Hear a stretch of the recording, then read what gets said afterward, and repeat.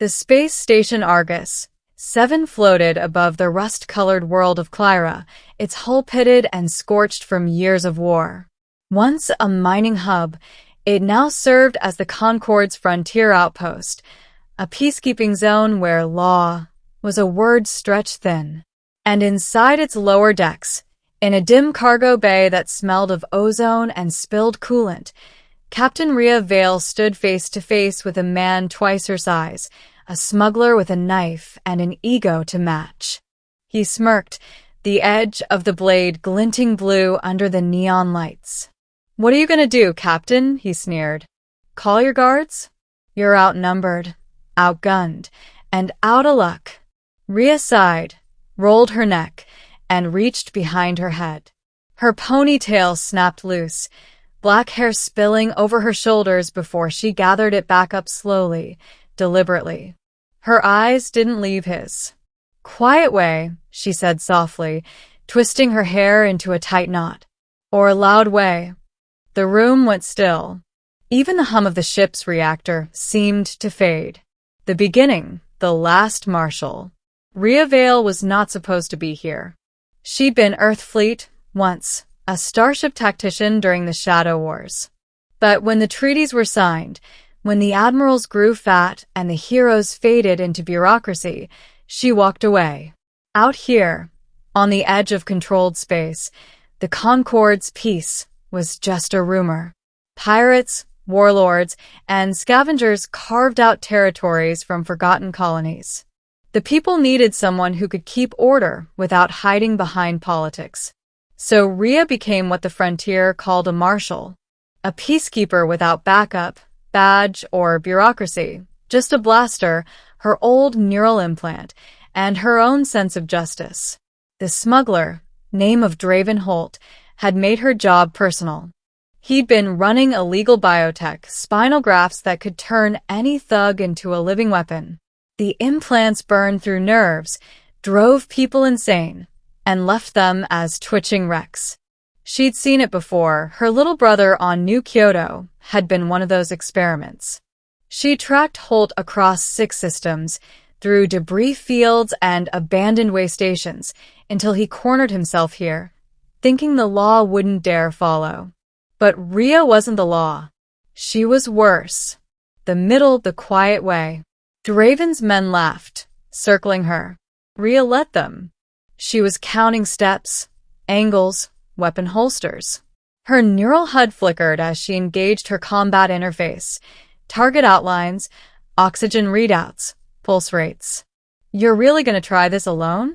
Draven taunted. "Girl like you don't scare me." Rhea's lips curved. "That's because you haven't met the quiet version." In one motion, she dropped her coat and flicked a small sphere from her belt. It clinked once on the metal floor, releasing a hiss of white mist, neural fog, a countermeasure she'd built herself. The men staggered, coughing. Their implants began to stutter as the fog jammed their link signals. Draven roared, lunging forward with his knife. Rhea sidestepped, grabbed his wrist, and twisted until she heard the snap of metal joints. The knife had an exo grip. It crunched under her twist. He swung again. She ducked low, slammed her boot into his knee, and drew her pulse pistol in one smooth motion. 2 shots. 2 men down. The third managed to fire, grazing her shoulder. Rhea winced but didn't break stride. She vaulted a crate, landed behind him, and pressed her pistol to his neck. "Drop it," she said. He froze. The fight was over in less than 40 seconds. Draven, clutching his ruined arm, glared at her. "You think this changes anything? The Varn Syndicate owns this sector. You kill me, they'll burn you out of every airlock in the rim." Rhea holstered her weapon. "Then I'll give them the same offer I gave you." She tied her hair tighter, the gesture like a ritual. Quiet way or loud way. The turning point, the loud way. The Concorde arrived too late, as always. They took Draven into custody, thanked Rhea for her unofficial assistance, and promised to send reinforcements. They never came. 2 nights later, the Varn Syndicate struck. The entire southern dock went up in flames, explosions rippling through the lower decks. Civilians screamed, smoke poured into the corridors, and automated turrets malfunctioned, turning against their own crew. Rhea ran through the chaos, blood trickling down her arm. Through the static, her comms picked up a message. Marshal Vale, this is Commander Lin of the Concord Fleet. Do not engage. Stand down. She ignored it. The Syndicate wasn't after the station. They were here for Draven. He'd cut a deal. They wanted their biotech back. By the time Rhea reached the detention bay, the power grid had collapsed. Draven was gone, dragged through a blown hatch into the upper cargo tunnels.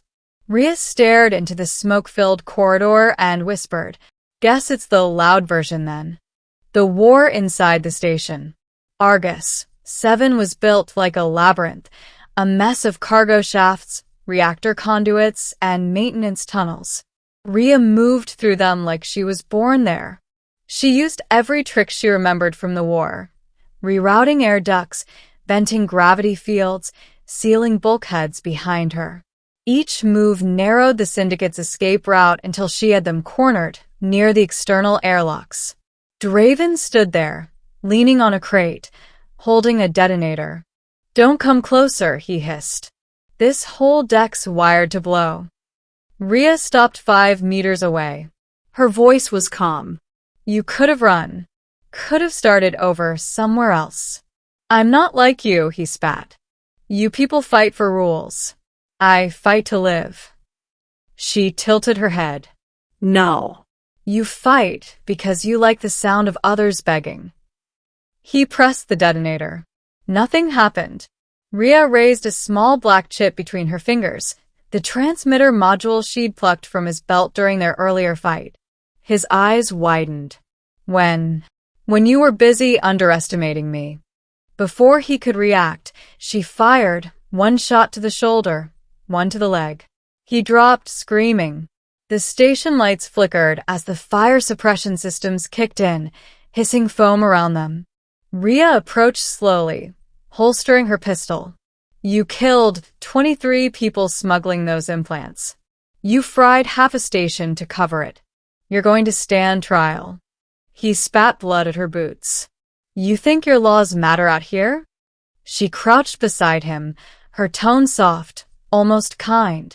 "Out here, the law wears my face. The ending, the price of peace." The official Concord report called it the Argus incident. They credited the Concord Marines for the rescue, left Rhea's name out entirely. Typical politics. But on the frontier, her story spread. People began tying their hair back before fights, an unspoken symbol of defiance, a gesture meaning no backing down. Dock workers, smugglers, even miners whispered her name like a legend. The woman who fought syndicates with nothing but grit, tech scraps, and an old war implant that hummed when danger was near. Months later, a message arrived on her ship, unsigned. It contained a single image, Draven Holt, in a Concord trial cell, alive but broken. The caption read, "Quiet version delivered." Rhea smiled faintly and closed the message. She stepped onto the bridge of her small freighter, the Wayfarer, stars stretching out before her like an open road. The Concord still didn't trust her, and the Syndicate still had prices on her head, but that didn't matter. There would always be men like Draven, arrogant, cruel, thinking they could bend the frontier to their will. And there would always be someone like Rhea Vale to stand in their way. As her ship jumped into hyperspace, the ship's AI flickered on.